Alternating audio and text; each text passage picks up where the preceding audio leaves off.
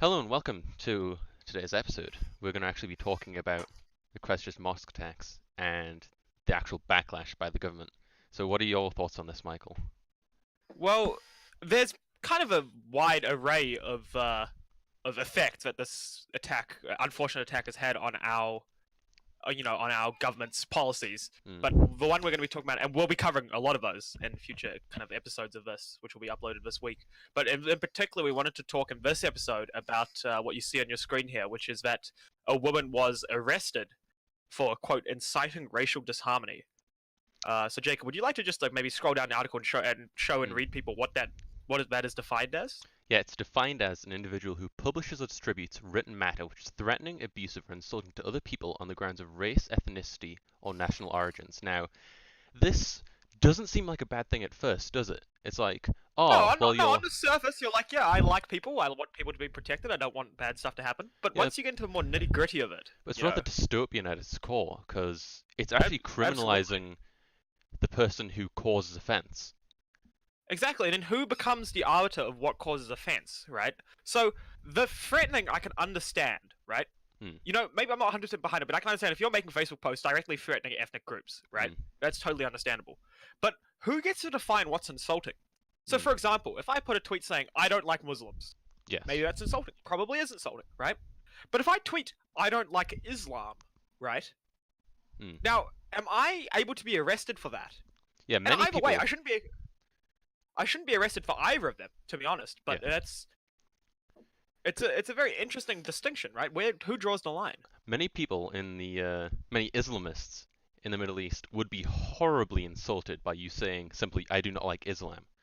They would be outraged, and by the way this is written, that means you'd be a criminal because you could be probably abusive to those people just by saying, "I don't like Islam," because they'd take it a personal offense. Absolutely, and that's the thing, because offense is such a subjective concept, right? I could take offense to something you say, I could not, right? Maybe I'm a person with a thick skin, maybe I'm a person with a thin skin, right? Hmm.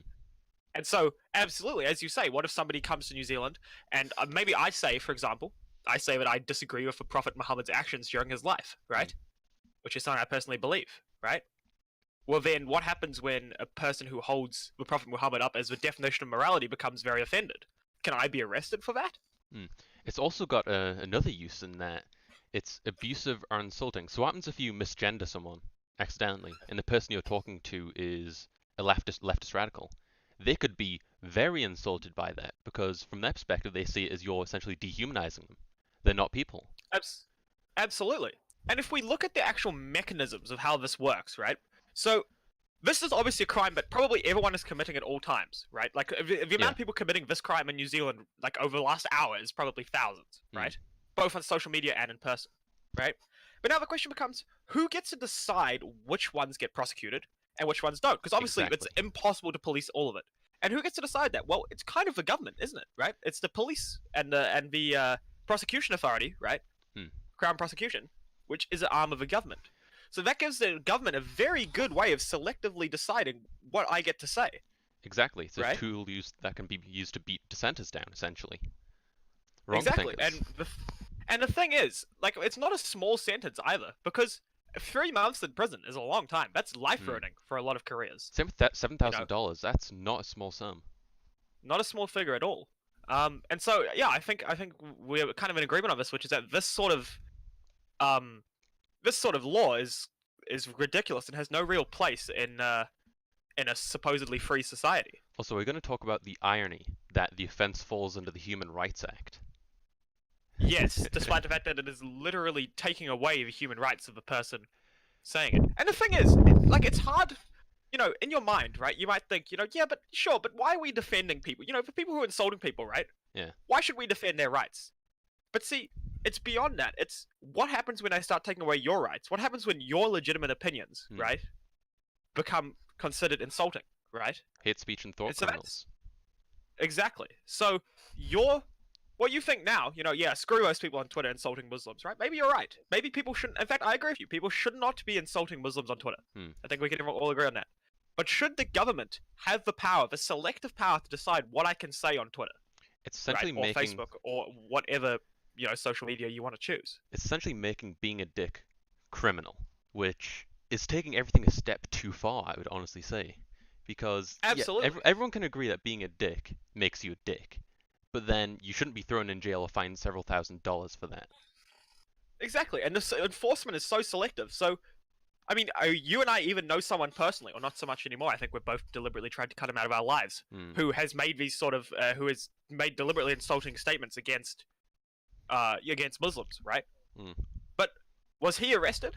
No. Should he be arrested? No. Probably not, right? But the point being that this is being selectively enforced, right? Because first of all, you have the fact that you can't enforce it. There's just too much. But then you have the fact that the government gets to choose, right? So maybe I've been criticizing the government too much recently, right? Well, sorry. Sorry, you insulted people of a specific ethnic group. Goodbye. Yeah, it's Uh, rather dystopian, to be quite frank, that the sort of government is acting and using this law potentially to be like the arbiters of truth and justice, essentially. As in, something bad has happened, we are going to fix this. No matter how invasive it is, no matter how wrong it is, we are going to involve ourselves in a sort of nanny state fashion in the lives of our citizens to make sure they can do no wrong.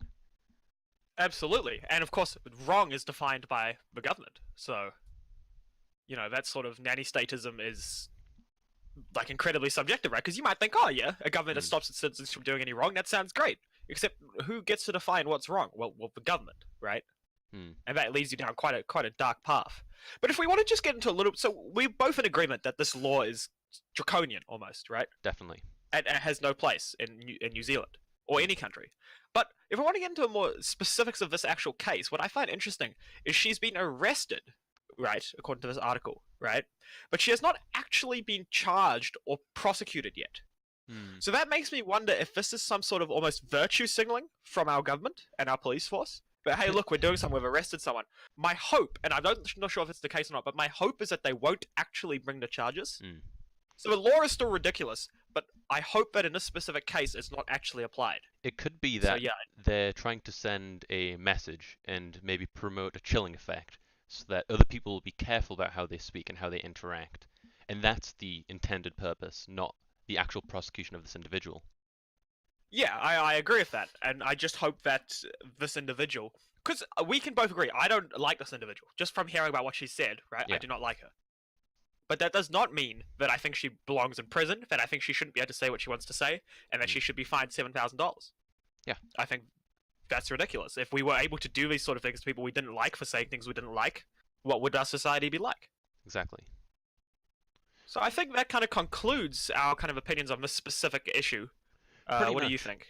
I would like to wrap it up by just saying that the way that they describe the law, it's far-reaching. It's not specific. It doesn't reference specific cases.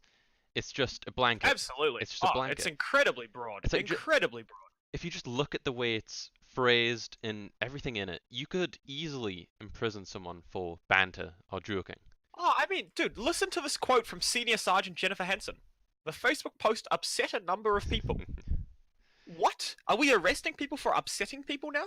Yeah, Yeah. Well, I think we might be going around in circles because you and I both have very similar definitely. Yeah. opinions on this matter. So I think we could wrap it up here and just say this law is ridiculous, and we hope that this woman gets released, but we hope she changes her mind on Of course. perhaps some of her opinions. Of course.